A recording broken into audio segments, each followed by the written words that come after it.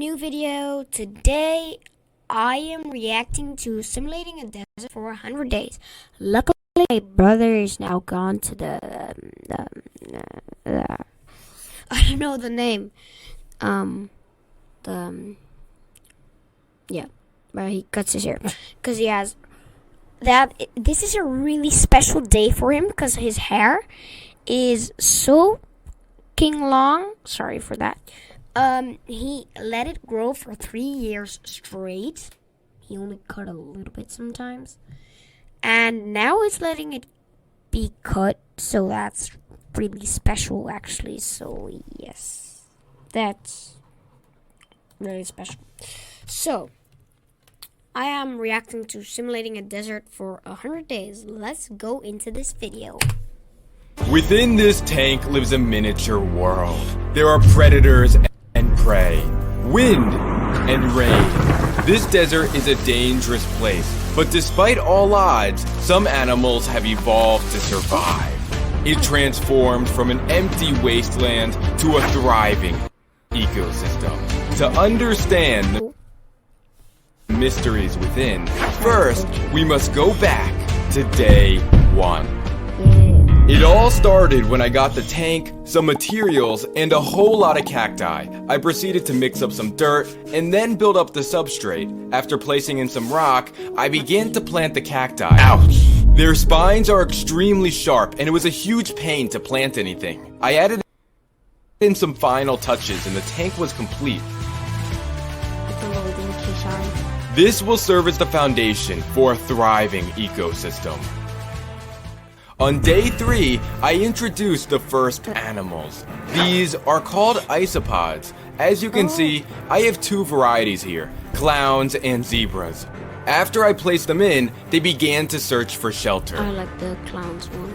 Alongside the isopods, I introduced springtails and buffalo beetles. These 2 detrivores will eat pretty much anything they can find. All of these tiny bugs will eventually be food for a future predator.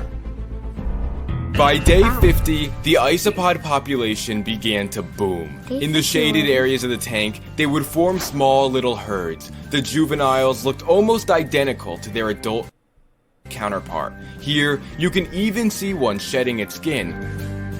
That's cool. While the zebras were thriving, the clowns seemed to have disappeared entirely. On the other hand, the buffalo beetles were taking over. I placed a dead cockroach into the tank to show just how many there were. Soon, there was nothing left but a hollow skeleton. They were running rampant and I needed a predator. I needed something deadly, something fast, something almost as terrifying as my mother-in-law. Let me introduce you to the dune scorpion. He is a vicious predator and will make short work of a beetle or isopod. Do you see that tiny white drop on his stinger? Well, that is a potent venom, and I have to be extremely careful. I picked him up and prepared to place him into the tank.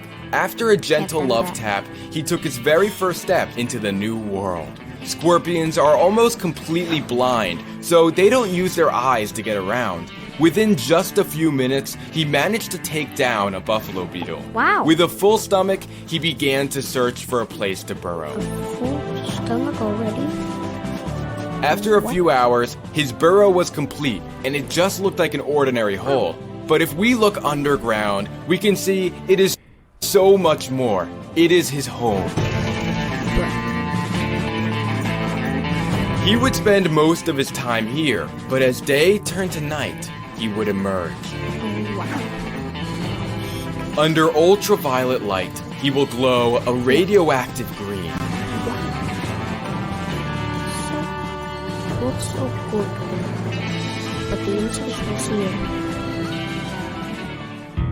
On day 60, I realized the scorpion wasn't going to be enough. The beetles were breeding faster than the scorpion could eat them. I needed to add competition. Meet the blue death feigning beetle. This is no ordinary bug. They have 3 superpowers. First off, they make their own sunscreen. This white powder on their shell will protect them from the desert sun. Secondly, they have a huge abdomen to store water, kind of like a camel. They can last for ages without any water at all. But if a predator tries to eat them, that's where its third superpower comes into play.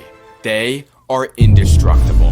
What? Their thick armor will protect them from sandstorms and strong desert winds. I added them into the tank, and immediately, one was making a fatal mistake. He wandered towards the scorpion burrow and then down inside. He was walking towards his doom. Don't. There was a stalemate. The beetle made his... Guys, there was a advertisement.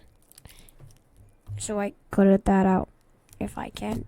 This is really funny, but I cut it out. So yeah, we're gonna go on. There was a stalemate. The beetle made his move. He tapped the scorpion and then retreated deeper into his burrow. The scorpion gave the beetle a gentle push and then made his journey back to the surface. That was a close call. That's cute that they saved each other. I decided to let them be overnight.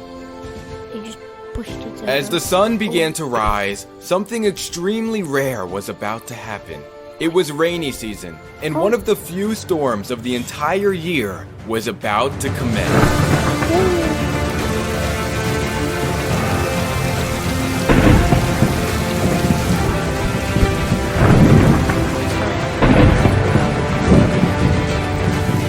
The tank began to flood. What? No. Don't.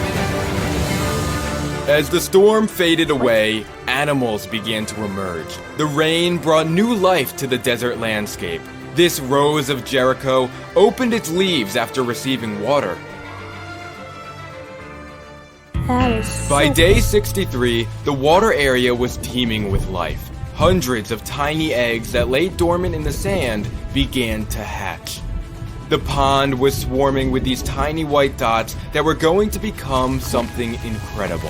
Oh. Meanwhile, on land, I figured it was time to introduce a new animal. Here is a Mexican jumping bean, and here are 30 more. These are not what they seem. After I added them in, they began to dance. They seem to roll around mindlessly, but each one is on a mission. Find shelter. They jump to escape the desert heat. It didn't take long for them to huddle under whatever they could find. Now, inside every bean lives a caterpillar. One day, they will emerge into a beautiful little moth. Oh. By day 72, life in the water had grown substantially. These little white crustaceans are called fairy shrimp. They glide through the water, filtering out whatever food they could find. So cool. In the shadows lives an animal much larger and less delicate than the fairy shrimp. Meet the triop. Is that actually I put one on my finger so you can get a sense of scale. They look completely prehistoric. Did he definitely didn't put those in? They look to be thriving now, but there is a problem. Every day, the water level got lower and lower. The desert sun was quickly drying up their little pond. Don't kill them. On day 81, the pond was almost dried up, but life was more active than ever. What? Many of the triops were carrying bundles of eggs and needed to find a safe place to lay them. No. Here, you can see a female carefully digging her nest. She will lay her eggs in this hole, and they won't hatch until the following rainy season. The fairy shrimp had also laid their eggs, and their life cycle was reaching the end. No. Only a few days later, the pond had dried up completely. The rose of Jericho had closed, and life seemed bare. But after closer inspection, you will notice hundreds of tiny eggs waiting for the next time it rained. Life was booming, but it was time to introduce a new predator. Why? This animal will easily find her way to the top of the food chain. let me introduce you to the bearded dragon. What's such a big animal in the I'm just food? kidding. She's way too big for this tank. Oh. But I have many more projects on the way. So do me a favor and like this video, subscribe, Yes. and I'll be sure to see. Subscribe and like to my channel. Woo! Like this video, guys. That was it. Next time I will be reacting to shorts. Oh no, I will probably look at this. This was Dr. Plans, and I was Doc, and I'm Pikachu 3. So I'll see you in the next video. Bye.